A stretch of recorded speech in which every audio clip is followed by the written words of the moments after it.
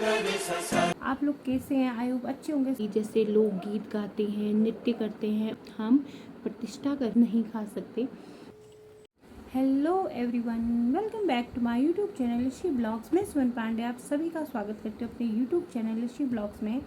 आप लोग कैसे हैं? आई होप अच्छे होंगे, स्वस्थ होंगे, मस्त होंगे, अपने अपने कामों में व्यस्त होंगे। एक मिनट में पहले फ़ोन को रख देती हूँ, फिर बात करते हैं। बाकी ये रहा आज का मौसम। अभी भी बारिश है, रात भर भी बारिश थी, शायद दिन भर बारिश वाले रहने वाला है आज।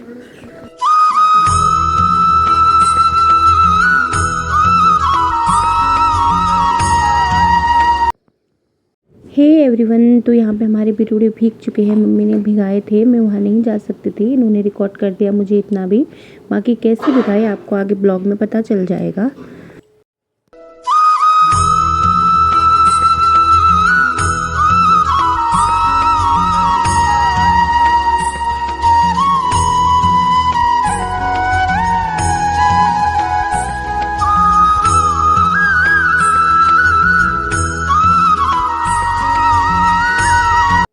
आज ब्लॉग की शुरुआत हो रही है सुबह 9 बजे से। आप सभी लोगों को बिरुड़ पंचमी की हार्दिक शुभकामनाएं। आज बिरुड़ पंचमी है, आप सभी लोगों को बिरुड़ पंचमी की हार्दिक शुभकामनाएं। तो आज मेरा ब्लॉग वीडियो जो होने वाला है ये उत्तराखंड के लोक पर्व बिरुड़ पंचमी और सातों आठों के बारे में होने वाला है। हमारे यहाँ किस तरह ये त्यौहार मनाया जाता है, किस तरह ये त्यौहार सेलिब्रेट किया जाता है, उसी के बारे में ये वीडियो मेरा होने वाला है आज का। तो चलिए बात करते हैं बिरुड़ पंचमी के बारे में। तो बिरुड़ पंचमी ना भादो मास के शुक्ल पक्ष की जो पंचमी होती है उसको हम बिरुड़ पंचमी के रूप में मनाते हैं। यह जो त्यौहार है ना सातों आठों और बिरुड़ पंचमी, ये मानव और प्रकृति के बीच आपसी तालमेल और सामंजस्य को दर्शाता है। और इस त्यौहार में ना हम पारिवारिक जुड़ाव को भी महसूस करते हैं। पारिवारिक जुड़ाव इन द सेंस कि इस दिन क्या होता है ना, घर की जो महिलाएं होती हैं वो अपने अखंड सुहाग और अपने बच्चों की दीर्घायु और अच्छे स्वास्थ्य की कामना करती हैं, जो आपसी प्रेम और आपसी लगाव को दर्शाता है। इसके अलावा ना इस त्यौहार में सामाजिक सद्भावना भी देखने को मिलती है। कुमाऊं के अलग अलग क्षेत्रों में लोग झोड़ा, झुमटा, चांचरी जैसे लोकगीत गाते हैं, नृत्य करते हैं। और जहाँ पे ये चीज़ नहीं होती है वहाँ पे भजन कीर्तन होता है, सभी लोग आपस में मिलते हैं, जिससे सामाजिक संतुलन और तालमेल और आपसी प्यार बना रहता है।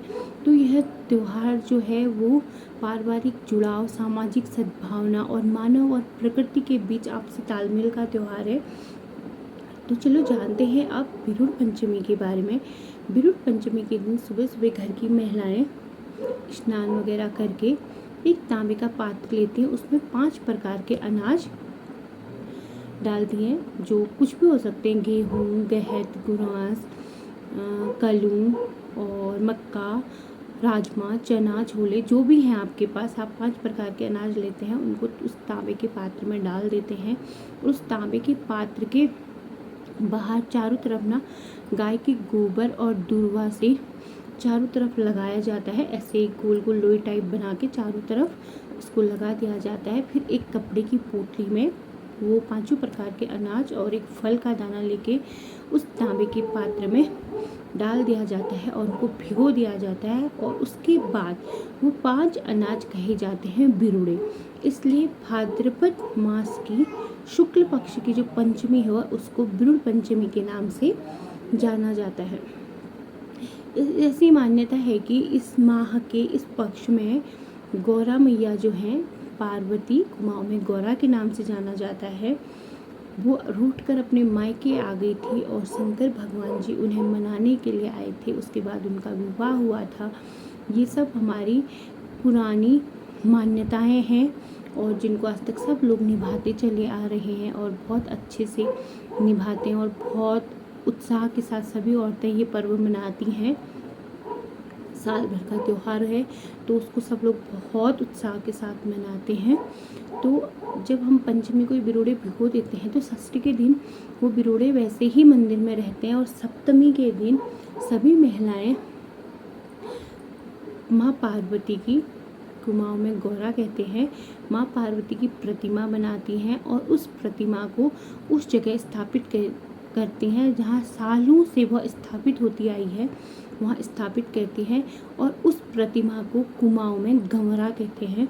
तो गमरा को उस जगह पर स्थापित करने के बाद सभी महिलाएं वो जो बिरुड़े भिगाए होते हैं तांबे के पात्र में, उनको ले जाके धोने के लिए, उनको साफ करने के लिए नौले जाती हैं। सभी महिलाएं एक साथ जाती हैं, गीत गाते हुए जाती हैं, अपने सर में वो तांबे का पात्र रखते नौला जाती हैं, वहाँ दिया वगैरह जलाती हैं, वहाँ वो बिरुड़े धोए जाते हैं।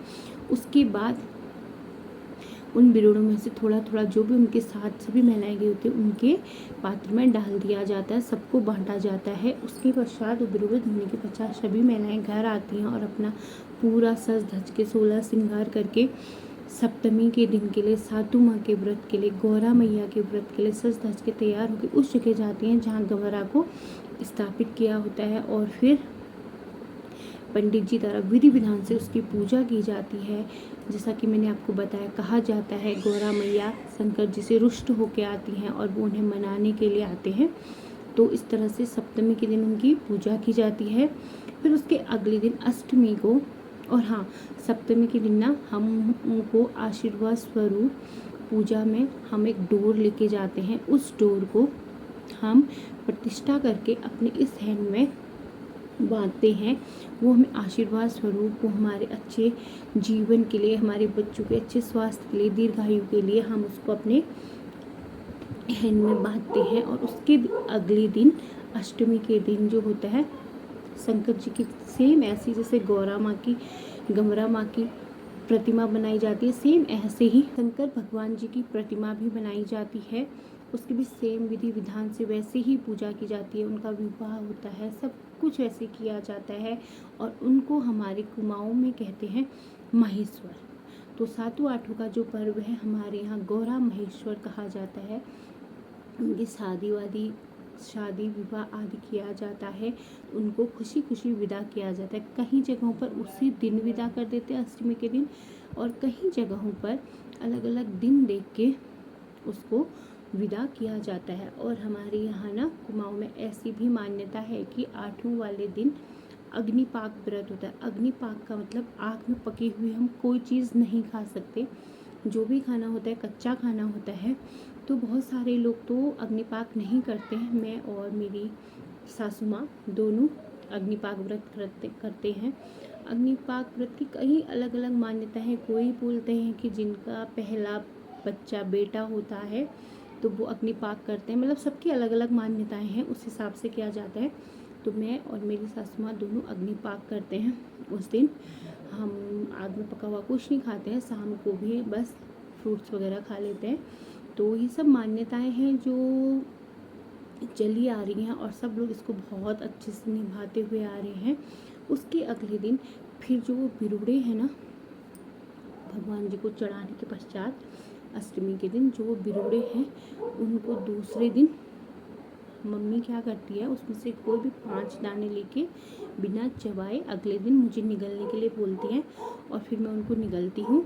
उसी दिन रात को हम उनको निगलते हैं। अगर कभी कभी ऐसा होता है ना, जन्माष्टमी के दिन ही ये अष्टमी पड़ जाती है तो उस दिन हम वो नहीं निगलते हैं, क्योंकि उस दिन फलाहारी होती है, तो फिर उसके अगले दिन निगलना पड़ता है। लेकिन इस बार ऐसा नहीं है, तो उसी रात को हम वो 5 दाने बिना चबाए सीधे निगल लेते हैं।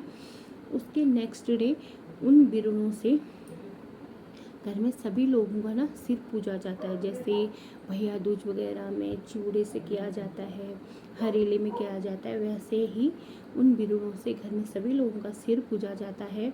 उसके पश्चात वो बिरुड़े बनाए जाते हैं और प्रसाद के रूप में सबको परिवार में बांटे जाते हैं।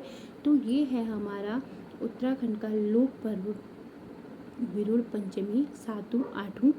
आप लोगों के यहाँ कैसे बनाते हैं आप लोग कमेंट्स में मुझे ज़रूर बताएं और शेयर करें मेरे साथ। मैं यह विश करती हूँ इस बार के गौरा महेश्वर सबके जीवन में खुशियाँ लेके आएँ, हर किसी के जीवन में जो कमी है उसको पूरा करें, सबको खूब सारा आशीर्वाद दे के जाएँ।